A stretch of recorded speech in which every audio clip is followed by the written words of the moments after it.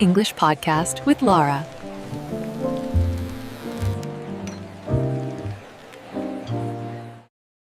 Hello, welcome to English Podcast with Lara. I'm Lara.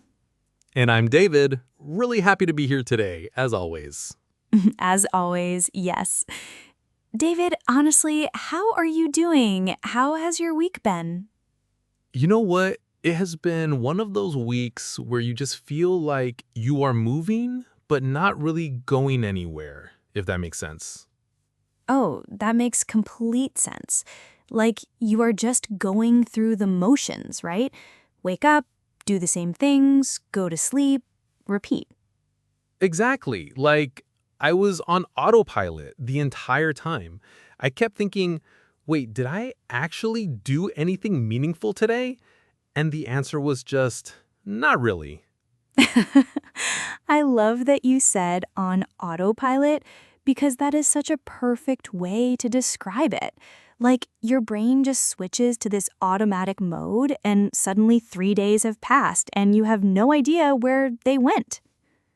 Right, and it's not like I was lazy or anything. I was busy, but busy doing the same things over and over. It started to feel like I was stuck in a rut, honestly. Stuck in a rut. Yes, that feeling is so real and I think so many people can relate to it. Like there is this gap between where you are and where you actually want to be, but somehow you just keep doing the same thing every single day. And the frustrating part is that you are aware of it. It's not like you're oblivious. You can feel it. You just don't know how to break out of it. Totally. And I think that awareness is actually the first step, even if it doesn't feel like much.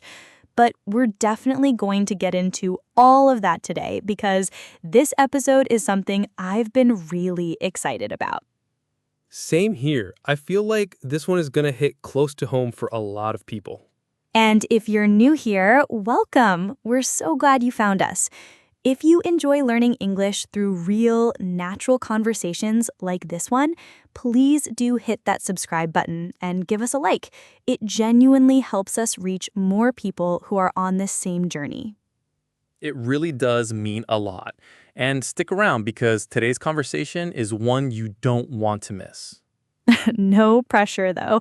But seriously, David, I think what you described, that feeling of being on autopilot, of being stuck in a rut, it's not just about your week, is it? It kind of connects to something bigger. It really does. And I've been thinking about it a lot lately, actually. Like, there are things I've wanted to change for a long time, real things. And somehow I just never quite get started. And I think that's where it gets really interesting because starting is its own whole challenge. It's almost like the hardest part is not the doing, it's the deciding to actually begin. Yes, and I feel like that connects to so much more than just habits or routines. It's almost like whether you're trying to change your life or you're trying to learn a new language, the struggle feels the same. Oh, that is such a good point, and I have so much to say about that. Please, because I feel like you have been sitting on something this whole time. I have a little bit. Okay, so when I first started learning English, and I mean really committing to it, not just showing up to a class and hoping something would stick, I remember this very specific feeling of wanting to be fluent already. Like I wanted the result without going through the process. Oh, that is so relatable. That impatience of just, can I skip to the good part, please? Exactly. And I think that feeling is at the heart of why so many people struggle with change in general. We want the transformation, but we are not quite ready to sit with the discomfort of getting there. And that discomfort, I think, comes from stepping outside of what feels safe. Like there is this invisible boundary around your life, and everything inside it feels familiar and manageable. But anything outside of it feels risky. That is such a good way to put it. What you're describing is really the idea of a comfort zone. And the name is almost misleading, right? Because it sounds cozy and nice, but it can also be the thing that keeps you from growing. Right. It's comfortable, but not necessarily good for you. Like staying in your comfort zone feels safe in the moment, but over time, it starts to feel more like a cage than a cushion. A cage than a cushion. I love that. Can I steal that? Please, it's yours. But that brings up something I think is equally important, which is what happens when people do decide they want to step outside of that zone? Because often the next thing that happens is not action, it's overthinking. Oh, absolutely. You start researching, planning, making lists, reading about other people who did the thing you want to do, and suddenly you've spent 3 weeks preparing and you still haven't actually started. Yes, and there's actually a term for that. It's called paralysis by analysis. And it's this pattern where the more you think about something, the harder it becomes to actually move on it because your brain keeps finding new questions, new concerns, new reasons to wait just a little bit longer. And I used to do this all the time. I used to spend hours planning my study schedule when I was learning English. Color-coded notes, the perfect app, the ideal time of day, and then I would just never actually study. The color-coded notes are so real. I used to make the most beautiful vocabulary lists and never look at them again. And honestly, I think a lot of you listening right now have been there too. So let us know in the comments, have you ever waited for the perfect moment to start something? Maybe a new habit, a new skill, learning English, anything. Tell us below because I have a feeling we're not alone in this. Definitely not alone. And that idea of waiting for the perfect moment, and I really want to say this clearly, it does not exist. It really does not. And I think deep down, most people know that. But knowing it and actually feeling ready to act on it are two very different things. Completely different. And that gap between knowing and doing, that's where so much of the real psychological work happens. That's where things get really interesting. And I think what makes that gap so hard to close is not just laziness or lack of discipline. I really believe it goes deeper than that.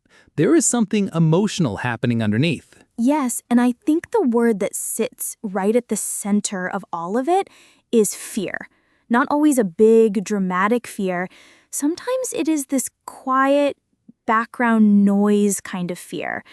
Like a voice that just keeps whispering, what if you try and it does not work?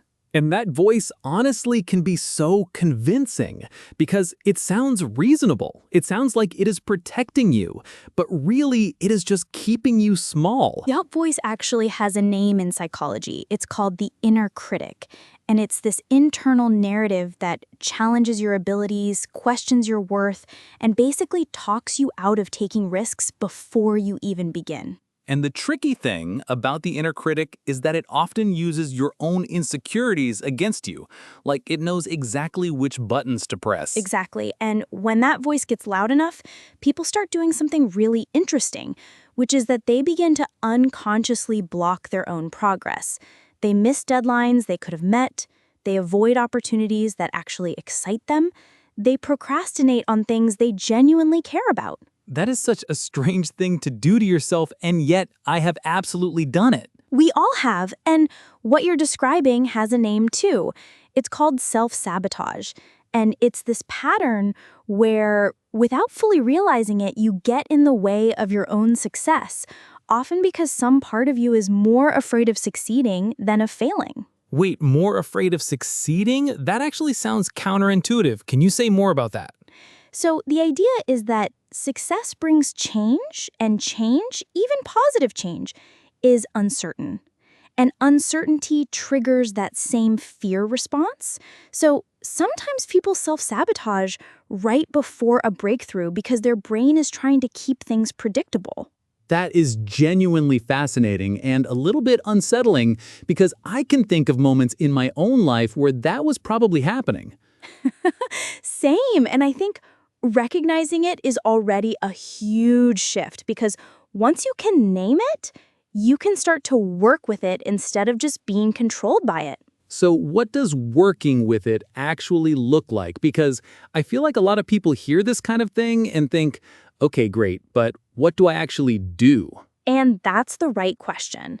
I think one of the most powerful first moves is just deciding to take the plunge.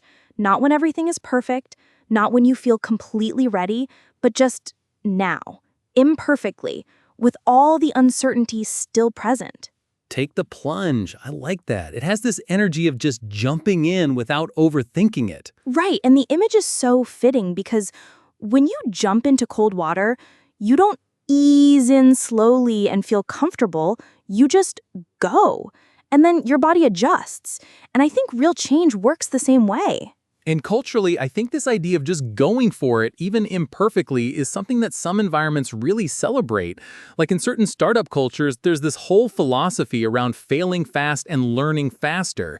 The idea that a quick, messy attempt teaches you more than a long, careful plan. Yes, and that's such a contrast to educational systems where failure feels like something to be ashamed of, where one bad grade or one wrong answer defines how smart you are. And I think a lot of language learners carry that shame into their adult lives. Absolutely.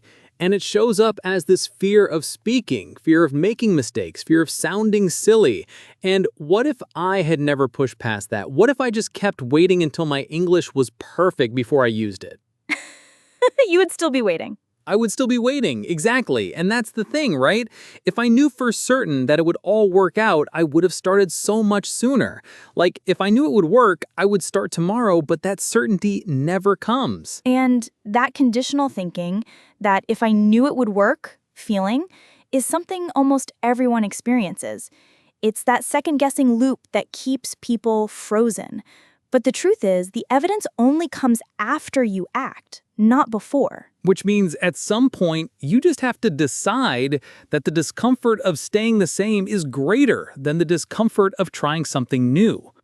That's really well said, David. And I think that decision point, that moment of choosing discomfort with a purpose over discomfort without one, that's where real transformation begins. And I think that is where the role play comes in, because I want to actually feel what that moment is like, not just talk about it theoretically. Oh, you want to put it into practice right now? I do, because I think hearing it in a real conversation makes it so much more tangible. So let us do this. You be the supportive friend, and I will be the person who keeps finding reasons not to start. Oh, I feel like you will be very good at that role. Uncomfortably good, yes. Okay, let me get into character. I have been thinking about starting to exercise, like properly, not just walking to the fridge and back. Okay. So what is stopping you? Just pick a workout and start tomorrow morning. But see, that is the thing. I do not want to just pick something random. I want to find the right program, the one that actually fits my schedule and my body type and my goals. And I have not had time to research it properly yet. And how long have you been researching? About 6 weeks. 6 weeks of research and 0 minutes of exercise? When you say it like that, it sounds bad. It sounds exactly like what it is. And I say this with love, but what you are doing is putting it off. You are postponing the actual thing by staying busy with the preparation for the thing. Okay, but what if I start and then realize the program is wrong for me and I have to start over? That feels like such a waste. But here's the thing. Any movement is better than no movement. You don't need the perfect program. You need a bite-sized start, like 10 minutes tomorrow morning, just 10. Not a full workout, not a transformation, just 10 minutes of something. 10 minutes feels almost too small to matter, though. That is exactly the all-or-nothing thinking talking. This idea that if you can't do it completely and perfectly, it's not worth doing at all. But that's not how progress works. Progress is built from tiny, consistent actions layered on top of each other. Okay, I hear you. But what if I do the 10 minutes and then just never feel motivated to do more? Then you do 10 minutes again the next day. And here's something worth sitting with. You don't wait for motivation to show up before you act. You act, and then the motivation follows. That's actually how it works for most people. So the action comes first and the feeling comes after. Almost always, yes. And this connects to something really practical called the 1% rule. The idea that you don't need to transform overnight. You just need to be 1% better today than you were yesterday. 1% more consistent, 1% more intentional. And I guess over time, those 1% actually add up to something real. They compound, like interest in a bank account. Small and invisible at first, but give it enough time and the growth becomes undeniable. Okay, I think my character is starting to crack a little. The excuses are getting harder to hold on to. Oh, good. That's exactly what is supposed to happen. Because the excuses were never really about the program or the timing. They were about something underneath all of that. The fear of actually trying and finding out what you're capable of or not capable of. Yes. And that vulnerability, that willingness to find out, is honestly one of the bravest things a person can do. Whether it's starting a fitness routine or having your first real conversation in a language you are still learning. And that moment in the role play where my character started running out of excuses, I think that is so real because the excuses feel solid until someone gently points out the pattern, and then suddenly they feel very thin. Very thin, yes, like paper walls. And I think what made them feel solid was this belief that the conditions needed to be right before the action could happen. But as we played that out, you could see how the conditions never actually become right on their own. Right. You have to create the conditions by starting, not the other way around. And I think that is where a real mindset shift has to happen because if you are waiting for the feeling to come first, you could be waiting forever. And this is actually something I want to name properly because I think it is one of the most misunderstood things about personal change. A lot of people believe that motivation is something you either have or you do not have, like it is a personality trait. Right. Like some people are just naturally driven and others are not. And if you are not one of the driven ones, well, that is just who you are. But that is not accurate at all. Motivation is not a fixed trait. It is a response. It shows up after you take action, not before. So the people who seem endlessly motivated are not starting from a place of feeling inspired. They're starting from a place of commitment, and the inspiration follows. That actually reframes everything because I have definitely said to myself, I will start when I feel ready. I will start when I feel motivated. And what you're saying is that those feelings are the reward for starting, not the requirement. Exactly, and that connects to something called a growth mindset. This is the belief that your abilities, your intelligence, your skills, none of them are fixed. They can all be developed through effort, through learning, through persistence. You're not stuck with the version of yourself you have right now. And the opposite of that would be believing that you are just naturally good or bad at things, and there's nothing you can do to change that. Which is such a limiting way to live.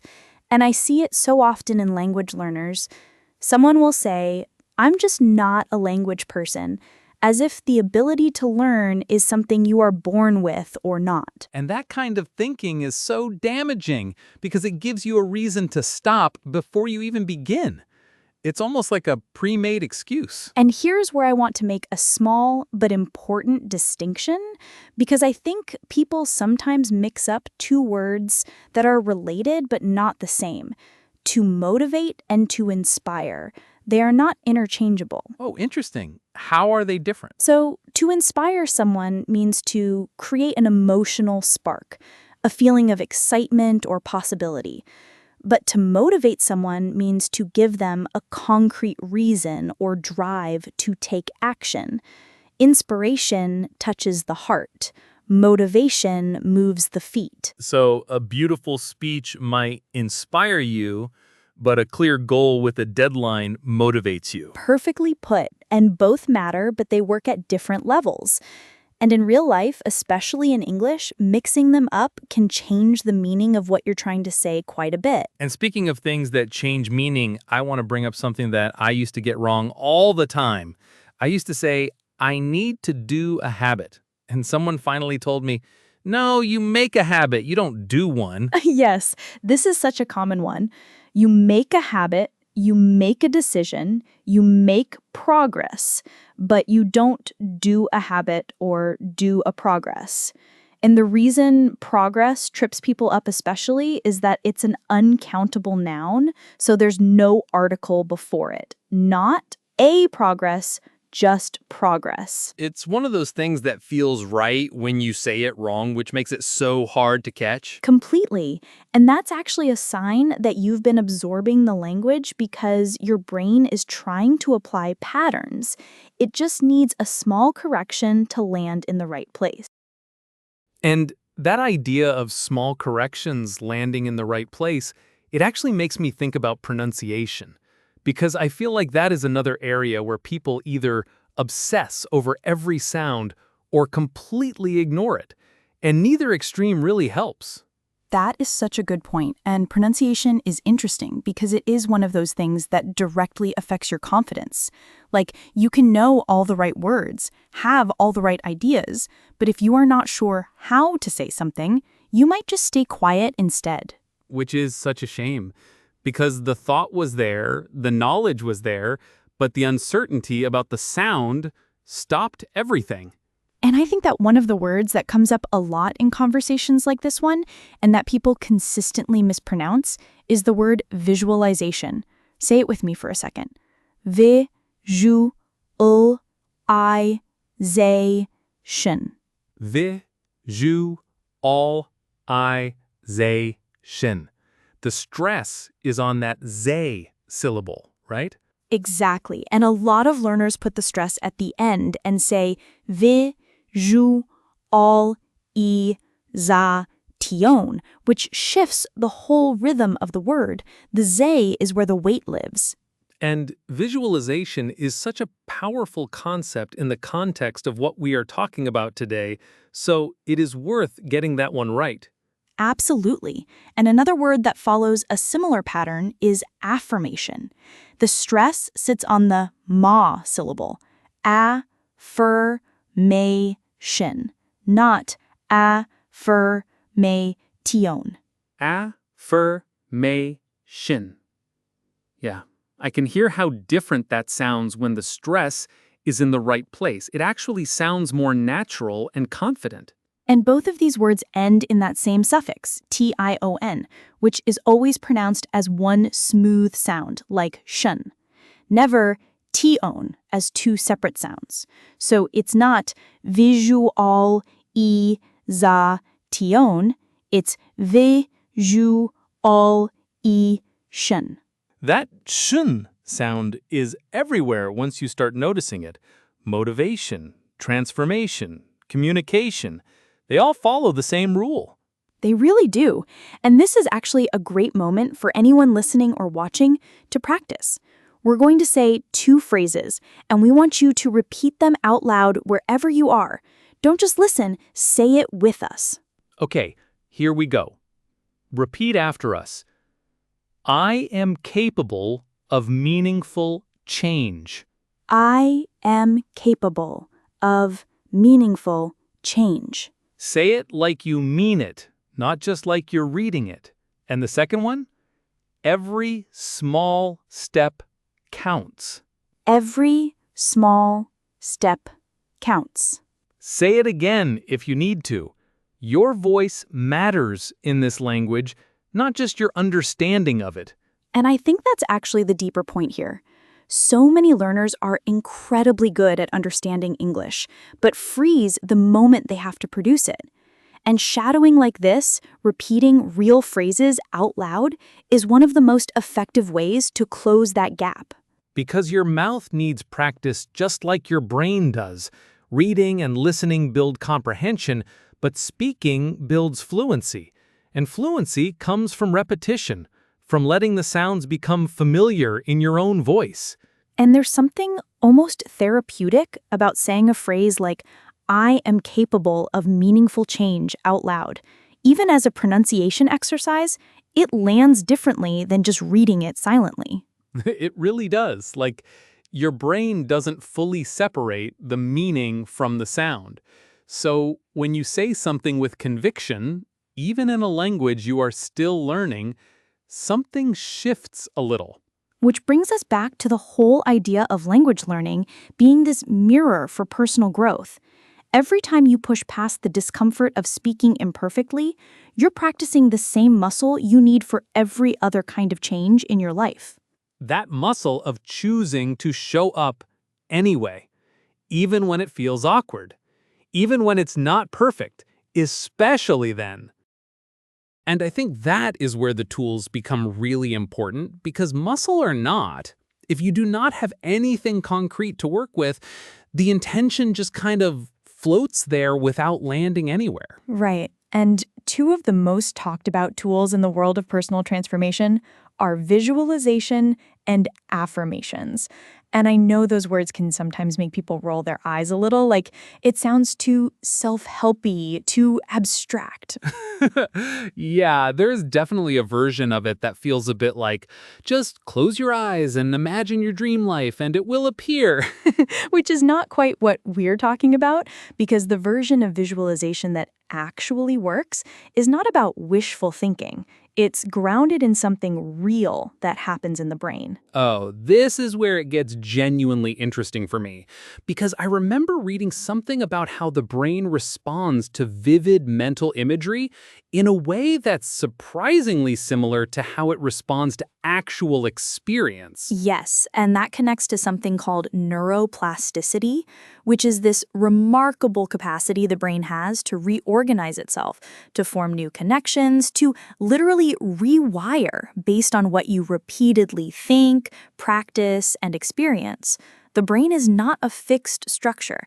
It's constantly reshaping itself. And that means the story you keep telling yourself about who you are and what you're capable of is actually doing something physical. It's not just abstract self-perception. Exactly. And this is where affirmations stop being just feel-good phrases and start being something more intentional.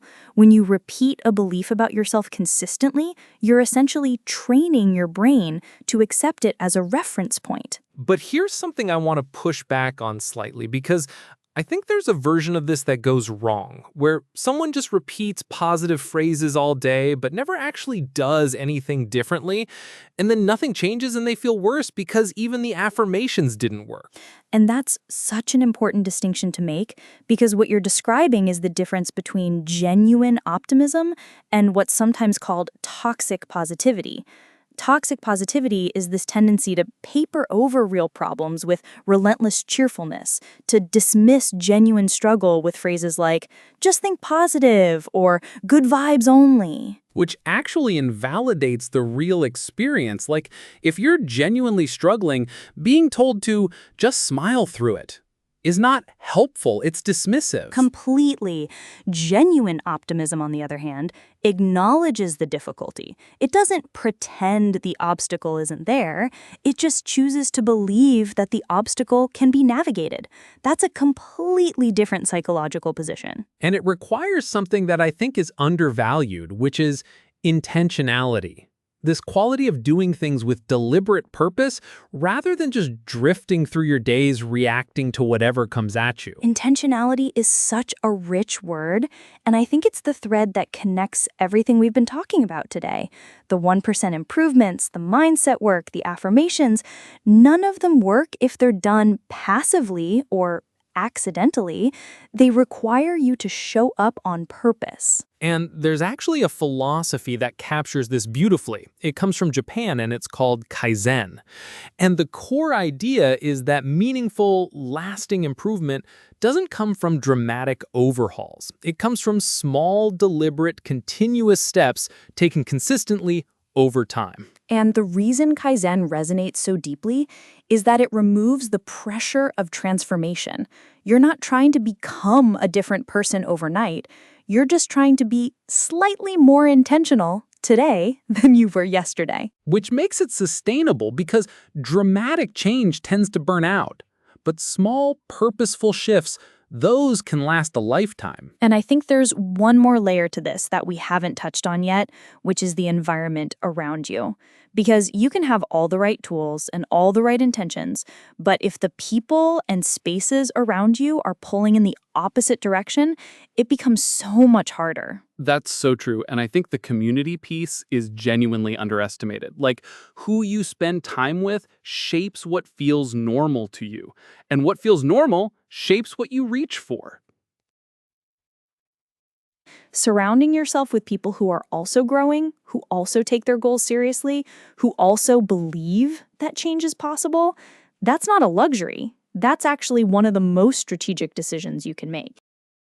And I think that is something that hits differently when you hear it said out loud. Because a lot of people know it intellectually, like, yes, your environment matters, your circle matters, but they underestimate just how much of their own belief system is borrowed from the people around them. Borrowed. That is such a precise word for it, because you absorb the attitudes of the people you spend the most time with almost without realizing it. And if those attitudes are rooted in doubt, in cynicism, in the belief that things cannot change, then that becomes the water you are swimming in. And it creates this internal tension that I think has a name, actually, where what you want to believe about yourself and what the people around you reflect back at you are completely at odds. Yes, and that tension is called cognitive dissonance. It is this discomfort that arises when your actions, your beliefs, or your environment are in conflict with each other. And the brain really does not like holding two contradictory things at once, so it tries to resolve the tension, sometimes by lowering your aspirations to match your surroundings, rather than raising your surroundings to match your aspirations. Which is such a subtle and dangerous thing because it does not feel like giving up. It just feels like being realistic. Being realistic, yes. That phrase does so much damage when it is used to talk people out of growth. And I think this is where the community aspect becomes not just motivational, but almost protective. Like, being around people who are genuinely growing creates a new reference point for what is normal and what is possible. And it doesn't have to be a physical community either. It can be the podcasts you listen to, the books you read, the creators you follow, the conversations you choose to have. You are curating an environment even when you're alone. That's actually a really empowering way to think about it, because it means you have more agency over your environment than you might think. You don't have to wait for your circumstances to change before you start surrounding yourself with growth. Exactly. And I think that agency, that sense of I can make deliberate choices about what I expose myself to, is itself a form of intentionality. It's you deciding on purpose what kind of inputs are going to shape your thinking. And when you combine that with everything else, the small daily improvements, the mindset work, the willingness to act before you feel ready, something starts to shift. Not overnight, but genuinely and durably. And I think that durability is the key word, because a lot of people have experienced short bursts of motivation. The New Year energy, the post-vacation clarity, the inspired Sunday afternoon where you plan everything out. But that fades. It always fades. And then you feel worse than before because now you have evidence that you can't follow through. Which feeds right back into that inner critic we talked about earlier. And this is where I think the real work is, not in the peak moments of motivation, but in the quiet, ordinary days when nothing is exciting and you still choose to show up. Because transformation is not built in the dramatic moments. It's built in the Tuesday afternoons when nobody's watching and you do the thing anyway. The Tuesday afternoons. I love that. And I think that image of showing up on an unremarkable Tuesday just because you said you would, that's what a growth-driven life actually looks like from the inside.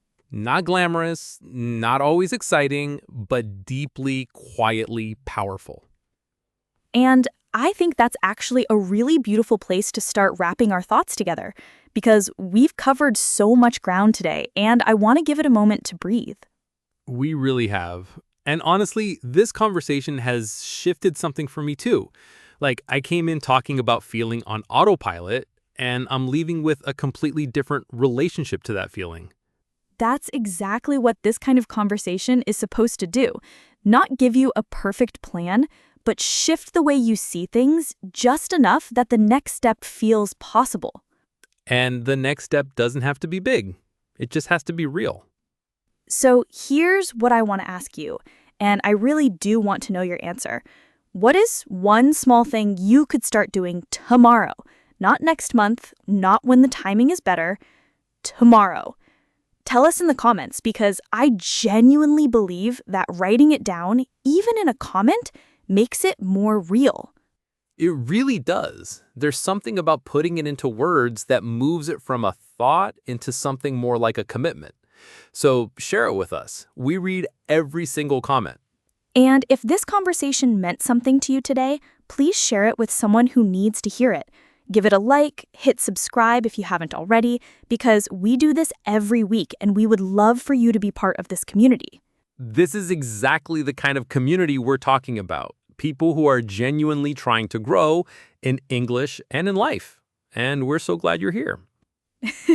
We really are. Thank you so much for spending this time with us. I'm Lara. And I'm David. Take care of yourselves, and we'll see you on the next one. See you then.